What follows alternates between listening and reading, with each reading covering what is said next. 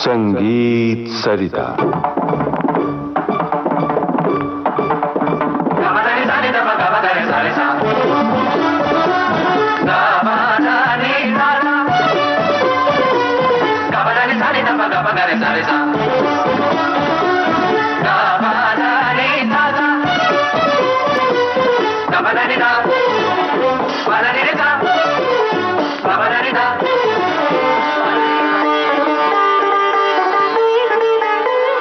श्रोताओं नमस्कार। संगीत सरिता कार्यक्रम में आज से हम शुरू कर रहे हैं श्रृंखला आश्रय राग। आमंत्रित कलाकार हैं गायक निषाद बाकरे। आपसे बातचीत की है जयंत पात्रीकर ने। तो आइए आज सुने इस श्रृंखला की पहली कड़ी। नमस्कार। संगीत सरिता के सुधी श्रोताओं का स्वागत है। प्रत्येक मनुष्य जो संगीत के आश्रय में आया है, चाहे साधक हो या फिर रसिक, उसे एक निराला अनुभव, निराला सा सुख, अनूठी अनुभूति अवश्य मिलती है। हमारी संस्कृति शास्त्रीय संगीत की परंपरा से समृद्ध है। अन्यान्य विषयों पर रागों के संबंध में विस्तृत रूप से चर्चा होती रही है संगीत सरिता में। आश्रय राग इस श्रृंखला में हमारे आमंत्रित कलाकार हैं जाने माने शास्त्रीय गायक श्री निषाद बाकरे जी। निषाद जी, बहुत बहुत स्वागत है आपका विविध भारती में। नमस्कार। श्री निषाद बाकरे आकाशवाणी के अश्रेणी कलाकार हैं। आपको तबले पर संगत कर रहे हैं श्री स्वप्निल भिसे, जो आकाशवाणी के उच्च ब श्रेणी के कलाकार हैं। हारमोनियम पर संगत करने के लिए स्टूडियो में उपस्थित है श्री गोपाल प्रभु जी, जो आकाशवाणी के उच्च ब श्रेणी के कलाकार हैं। तानपुरे पर साथ देने के लिए यहाँ उपस्थित है श्री साहिल भोगले जी, वे भी आकाशवाणी के बी हाई ग्रेड कलाकार हैं। और उनके साथ तानपुरे पर संगत करने वाले कलाकार हैं श्री ईशान मुड़े जी। आप सभी साथी कलाकारों का स्टूडियो में बहुत बहुत स्वागत है। निषाद जी, आश्रय राग ये श्रृंखला का शीर्षक जो है, सबसे पहले तो उसके बारे में हम जानेंगे, चर्चा करेंगे, मगर उससे भी पहले हम आपसे आपके गुरुओं के बारे में जानना चाहेंगे। आपकी शिक्षा दीक्षा कहाँ हुई? शुरू में तो मेरे पिताजी श्री सदाशिव बाकरे, तो उनके पास सीखा। और सामने से सीखना तो एक बात होती है, दूसरी चर्चाएं बहुत होती थी घर पे हमेशा संगीत के बारे में, शास्त्रीय संगीत के बारे में जी। तो उस तरह से मेरी शुरुआत हुई। लेकिन फिर मेरे पिताजी एक कंपनी में काम करते थे, तो वो फुल टाइम प्रोफेशनल म्यूजिशियन नहीं थे, तो स्टेज परफॉर्मेंस की तालीम मुझे मिले इस नज़रिए से डॉक्टर राम देशपांडे जी, उनके पास वो मुझे लेके गए। मेरी करीब 12-13 साल शिक्षा हुई वहाँ पे। और उनके यहाँ ग्वालियर, आगरा और जयपुर, इन तीनों घरानों की तालीम मुझे मिली। जी जी। मेरे पिताजी पंडित दिनकर कैकणी जी के शिष्य हैं। वाह। तो कैकणी जी का गाना काफ़ी हद तक घर पे पहले से था। तो ये सारे साल गुजरने के बाद थोड़ा ऐसे मालूमात हुआ कि कुछ और लेना चाहिए जो घर पे ही है। तो मैं कैकणी जी के पास गया राम जी की आज्ञा से जी, और उनके पास एक 4-5 साल मैं सीखा उनके अंतिम दिनों तक। फिर उनके देहांत के बाद मैं पंडित मधुकर जोशी जी इनके पास और डॉक्टर अरुण द्रविड़ जी, इनके पास मैंने कुछ दिनों तक तालीम ली। कुछ समय के बाद पंडित उल्लास जी कशालकर, उनका मेरा हमेशा से संबंध रहा है। मैं उनके साथ काफ़ी तानपुरे की संगत करता था जी, यंग एज से काफ़ी। तो जब वो यहाँ पे पूना में आए तो मैंने उनके पास भी तालीम हासिल की।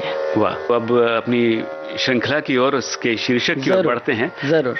आश्रय राग ये जो शीर्षक है हमारी श्रृंखला का, पहले तो हमें ये समझाइए कि आश्रय राग क्या होते हैं। हमारा जो भारतीय राग संगीत है, खास तौर पे ये सारे जो राग हैं जी, तो उनमें कुछ ऐसे राग हैं जिनकी कुछ गुण उनमें समान है। सुर तो समान है जी, वो तो काफी हम देख भी सकते हैं, लेकिन सुरों के अलावा स्वराकृति हम बोलते हैं जिनको।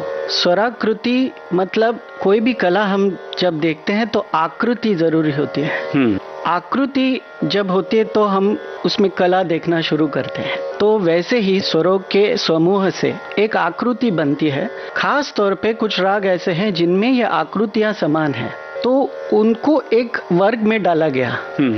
फिर समझ में आने लगा कि जैसे ये एक रागों की एक फैमिली है। अच्छा। जैसे एक फैमिली होती है, उनमें कुछ फीचर्स समान होते हैं। हाँ। तो जैसे उसमें समानता है वैसे इन रागों में समानता दिखाई पड़ती है। मतलब हम मानते हैं कि पहले जो 6 राग और उनकी 36 रागिणियां, ये एक्चुअली पृथ्वी पर आए थे मनुष्य के रूप में। अच्छा। हाँ, तो उस तरह से ये बढ़ता गया है, तो इसीलिए संगीत का उनका रूप है जी, उसमें भी हमको ये कॉमन फीचर्स दिखाई देते हैं। तो ये जब कॉमन फीचर्स एक फैमिली के तौर पर हम देखते हैं तो उनको ठाट बोला गया है। अच्छा।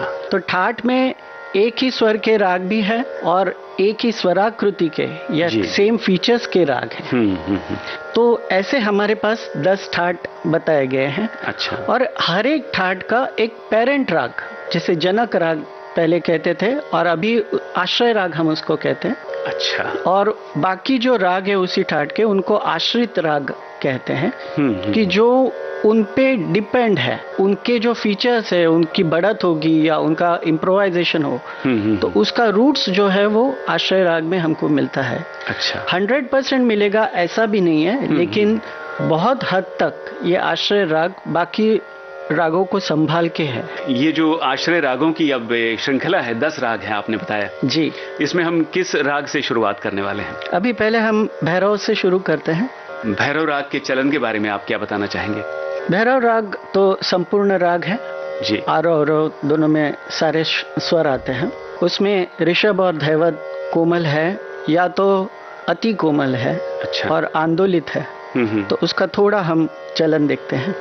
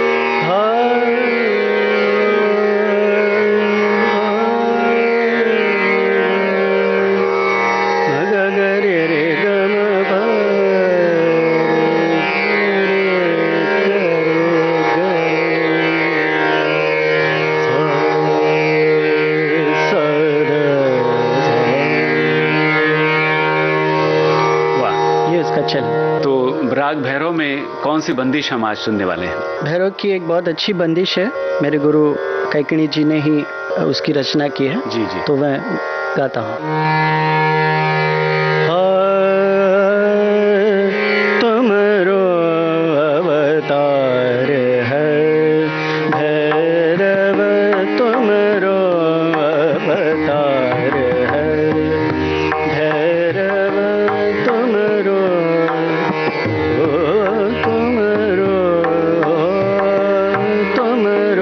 अवतार है भैरव, तुमरो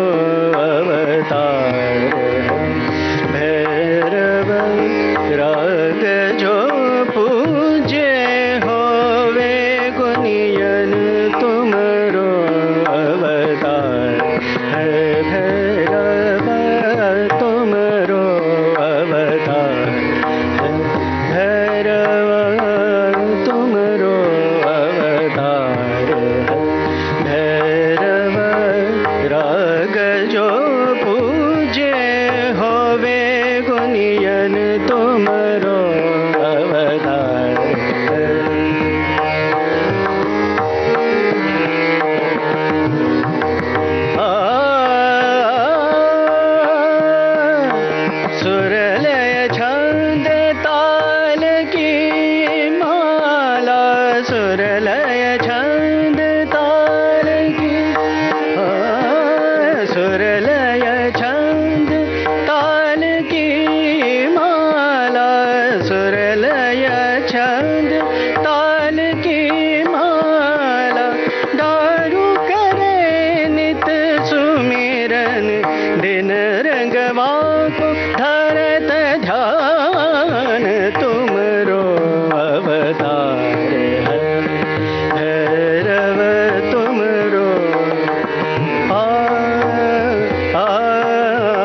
तुमरो तुमरो अवतार है।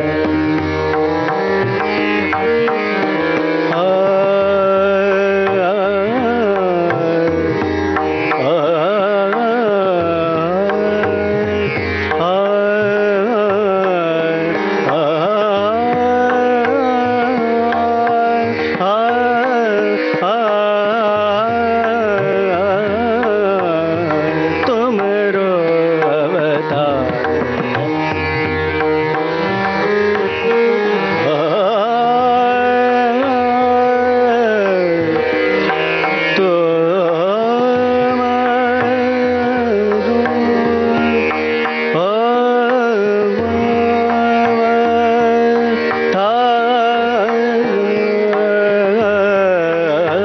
तुमरो अवतार है भैरव तुमरो, तुमरो अवतार है भैरव तुमरो अवतार है भैरव तुमरो,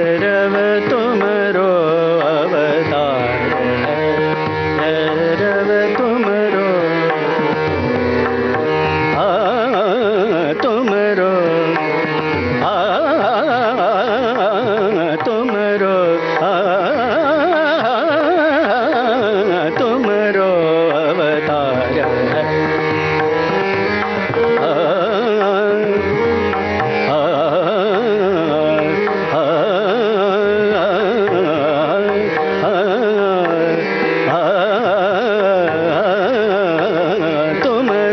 अवतार है। तुमरो अवतार है भैरव तुमरो अवतार,